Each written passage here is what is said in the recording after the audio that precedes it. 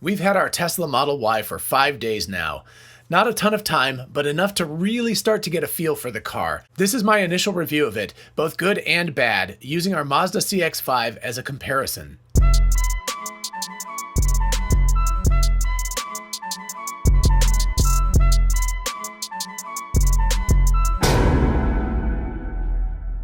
Hey y'all, it's Dr. Know-It-All. As you can see in a video I did a few days ago here, our Model Y and our Mazda CX-5, which is our other car, are extremely close in size and shape.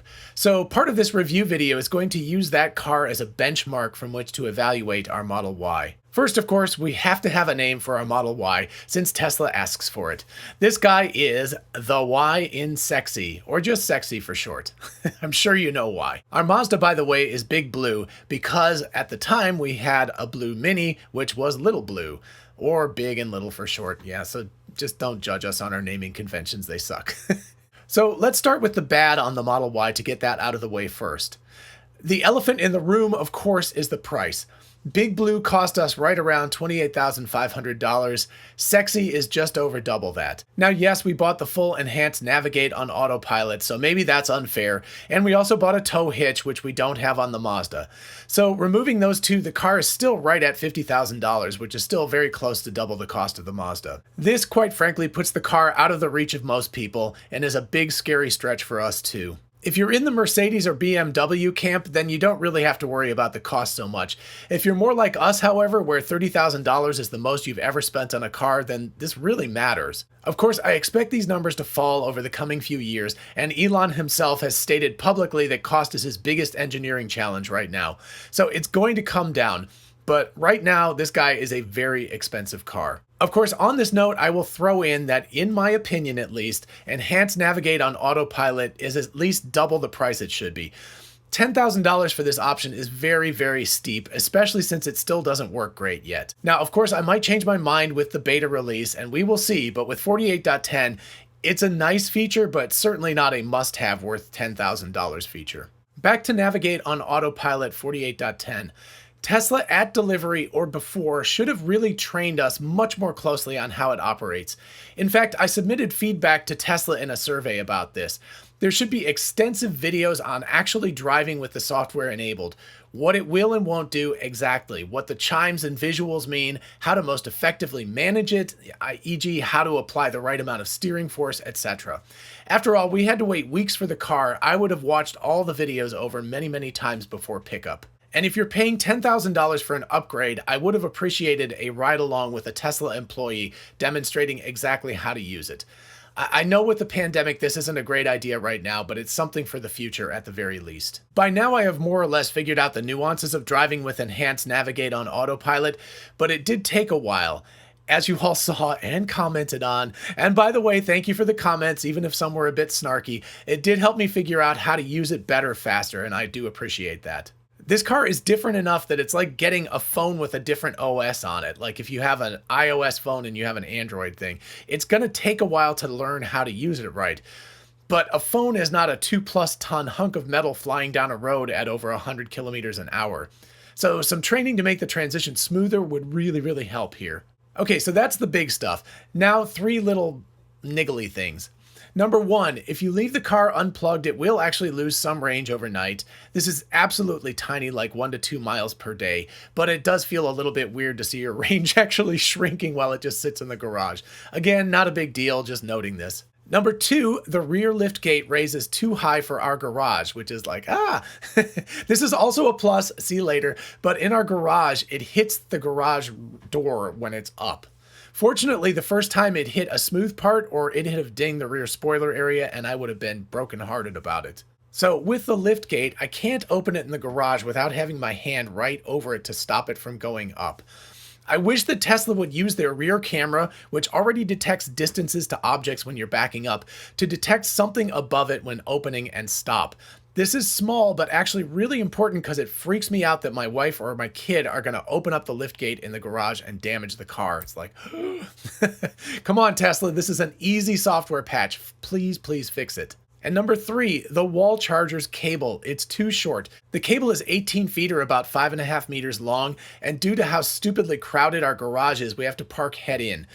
The cable does reach the charging port, but it like hangs in a loose U shape rather than being down on the floor where it can rest. Not only is this awkward as you're walking past it, it's also bad because it puts stress on the connector to the charging port. For $500, the cable really should have been made about a meter longer. And just a quick parenthetical side note, our Cybertruck is never going to fit in our garage, clearly. So charging is going to be an issue with it. If it sits outside in the driveway, that's fine, but Tesla better make some sort of extra long and extra weatherproof charging cables and charging situation. Enough of this negativity, on to the good in just a moment, but first, if you enjoyed this video, definitely make sure you like it so other people can find it, because that's how YouTube works. And also make sure you subscribe for our 10,000 subscriber giveaway. We are super close. If we get there before the end of the year, I'm gonna give something sexy away for some lucky viewer. Also, a real big shout out to my patrons on Patreon. You guys are wonderful. It's been a lovely, lovely time so far. We have a lot of fun on Discord and we talk about a whole bunch of random topics, so that's super cool. Anyway, if you want to join the fun, definitely check the link in the description. Also, as always, a big thank you to Zenly Music for doing the intro and concluding music. If you want to check him out, feel free on YouTube or Instagram. And finally, if you're in the market for a new Tesla, definitely click our referral link below. If you do and you buy a new car, you get 1,000 free supercharger miles, and so do we, which is super cool. All right, so let's talk about the good. I'm going to start with the Liftgate. I love that it goes up high enough that I don't bash my head into it. I know I just put that in the negative column, but when I'm at the store and open it and go to put groceries in the back, I don't have to worry about bashing my head. Our Mazda is awful for that. It raises just enough that I can't really see it, but low enough that it hits my head every single time. I have a lot of scrapes on my scalp to prove it. Yes, you can raise it up by pushing it, but the auto lift stops at the worst possible height. Of course, it doesn't hit our garage roof, so that's a plus. So yeah, the high-rising rear liftgate is both good and bad, and such is life. Some things can be good and bad at the same time. It may not be the easiest to tell from this angle, but it is definitely, I think you can probably see it. You can see how much higher the liftgate is on the Model Y than on the Mazda. So this is, right here, is exactly, well, pretty much head height. So I bash into that constantly. Whereas you can see the Model Y is substantially higher up, which means it's above head level, which is, again, a good and a bad thing. And again, this is why I want Tesla to fix this as a software patch. If the camera, or possibly sonar, but I think the sonar is only on the bumpers, but if the camera detects that it's getting close to an object like the door as it opens, it should simply stop. Otherwise, it can open up fully. Problem solved. And heck, you know what? I'll do it myself if you guys give me access to the code. Speaking of software upgrades, that's a huge positive. If this was a normal car, the liftgate would just be something I would have to resign myself to for however long I owned the car. But this is a Tesla. If Elon or Andre or even a line engineer happens to see this video and thinks liftgate collision detection's a good idea, it could get done in a couple of weeks. And by the way, if you're a Tesla employee watching this, first, thank you for an awesome car. And second, please bring this up to the software guys, please. So yes, software. I have only had one upgrade since getting the car. For some reason, it came with a 39 version, and I upgraded it to 48.10 the first night. As I didn't use 39 for too long, I only noticed a few things about 48.10 right off, but clearly the enhanced navigate on autopilot was a lot better. So the car got better after I drove it off the lot rather than worse, and that's pretty nice. And eventually, hopefully soon, I will get the beta of NOA, which will really crank up the value of the car to me. So software upgrades and making your car better over time is something that almost nobody else is doing, and that's a massive plus. Staying with software for a moment, the interface in the car is very intuitive and the UI UX is really good, or user interface, user experience is really good. One little niggle about this, YouTube on our Model Y won't let us sign in. The Google account thing says it's an insecure browser, so it won't allow sign-ins. This is a pain, so please fix this, Tesla. But overall, the user experience is fantastic. And I love how customizable it is, from seat position to driving mode to regenerative braking settings, etc. My wife is much shorter than me, and I'm totally OCD about exact seating position while driving, so having everything go back to my preferred position is great, as is having the UI ask to save a new state if I make a small change. All super nice. And by the way, the entry and exit out of the car is easier with the easy entry enabled. That is nice too. And the lumbar support, Oh my. With my terrible back, this is going to make long trips so much nicer. And one other weird little thing, the seat heaters are actually set correctly. Our Mazda gets ridiculously hot on the top setting and only barely acceptable on the lowest. The Y seat heaters are much more subtle and there's more variation between the highest and the lowest, so you can actually leave it on low and it feels nice and not like your back is about to catch fire. Charging. As you might expect, it's an amazing thing to plug your car in and have it tanked up in the morning. And for almost nothing here in Georgia, I mean 1 cent per kilowatt hour overnight. Dang. We are going on a trip next week that will require a supercharger recharge, so we'll see how that goes. But for daily driving, the thought of never having to go to the gas station again and not having to spend the $20 or $30 to fill up the tank is marvelous. What about space? Here we can compare to Big Blue a little bit. While from the outside the two cars look extremely similar in size, and again see my previous video, inside the Model Y feels bigger. One thing is the curved glass roof, which is a marvel by the way. It's a shame I can't see it better while I'm driving. Another is that the rear seats recline slightly, so if you're in the back, you're not stuck in one of those fully uncomfortable upright positions. This is really well done, Tesla, thank you. And in general, the trunk is a little bit longer, though not quite as high at the rear as the Mazda, so it fits a lot of stuff in it. We haven't even needed to use the frunk yet, but we'll be doing a trip to Asheville next week, so we will get to try out that space more in depth next week. And what about driving? I mean, what can you say? Yes, it's that good. The acceleration is smooth and almost silent and so fast, right from a dead stop due to the torque electric motors have. All right, let's just have some fun. Oh yeah, baby. And it's also so sporty feeling. I have it on sport steering and it handles as well as our Mini or even my Mazda RX-8 sports car that I used to have. And in fact, it's far faster off the line than the RX-8 was. And remember, this is a family type SUV car. I mean, I feel like I get to have my cake and eat it too driving this car. I get to have super sports car performance and family SUV ride. How awesome is that? What about build quality? Maybe I'm just used to mass market cars, but I have not seen any panel gap issues, nor rattles, nor any oddities with the build. It's very solid, quiet, and well built in my opinion. And FYI, I have the newer double paned windows and self-dimming mirrors, so this is Tesla's latest build. And I think it's great, no complaints at all. And now that I've driven it a little bit, I love regenerative braking with the full hold on. It's amazing to kind of feather the accelerator pedal to go faster or slower and come to complete stops at an effective rate. This, by the way, is really well done, Tesla. I had a Prius with regenerative braking many years ago, and it was okay, but not terribly useful for actually driving.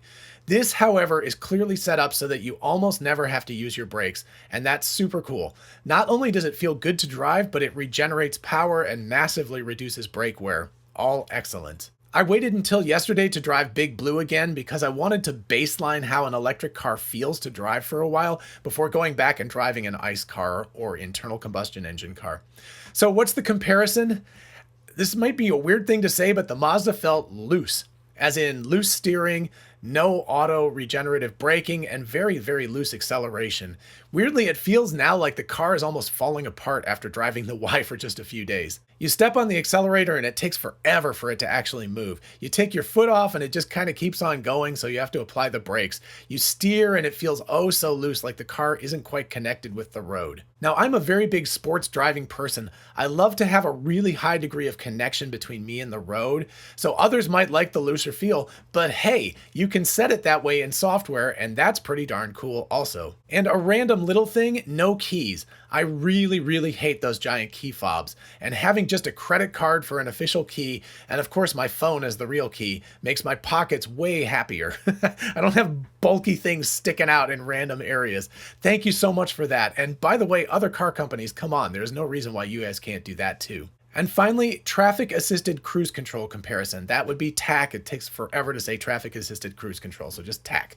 The Mazda has Tack as well, but it's a far cry from what the Tesla has. And I'm not talking about the $10,000 option here. I'm talking about what comes with the car standard for the $49,900. Mazda's Tack will keep you from hitting the car in front of you, which is great, but if you stop at a light or in traffic, it disables and you have to restart it. It does have some lane assist, but it's very rudimentary, and I, after using it for 2.5 years or so, would not count on it at all. The Model Y's tack is leaps and bounds better. It follows better and it allows you to get closer to the car in front of you. And on the highway around here, that matters. The Mazda leaves enough space, even at minimal setting, that other people will cut in front of you. The Model Y does not at minimum setting, and that's great. And when you stop, the Model Y retains tack mode, so as soon as you restart it, it resumes in cruise, which is really, really nice. And of course, the lane assist in the Model Y actually works, like really, really well. So for the Mazda, tack is only to keep your distance from the car in front of you, and it works okay. For the Model Y, tack does a much better job of following the car in front of you, and it keeps your lane on a large marked road, of course. So overall, the Model Y tack is far better, and you don't have to spend the extra $10,000 to even get that part of it. What are my overall conclusions? The Model Y is a far, far better car, and over time, it will cost a ton less to operate, like 1 penny per kilowatt hour to charge and no maintenance for years. It makes our Mazda ICE car feel downright last century. If it weren't for the cost of purchasing the car up front, which is, I know, prohibitive for most people, I only have a couple of minor issues, which again, software updates will be able to handle, and that's amazing. This is more of a computer where you can expect awesome new things every few months rather than a dead object that will never get better after you buy it. And finally, I just love that Tesla has a sense of humor. I mean, fart mode with a 13-year-old kid, okay, and a 12-year-old at heart, is hysterical. And romance mode is so funny, especially when the music cranks up. And Rainbow Road, I mean, what can you say? You get to drive Mario Kart and you get more cowbell. Yeah! Yes, it's only been a few days, but I'm really in love with my Model Y. As I said in an earlier video, I will never buy an internal combustion engine car again. Okay, I hope you found this video fun and informative, and if you're in the market for a new Model Y or another Tesla, I hope it's very, very useful for you. If you did find it useful, definitely hit the like button and subscribe for more of this. And also, please do ask me questions in the comments or at my email address, which is DrKnowItAllKnows@gmail.com. Till next time. Bye-bye.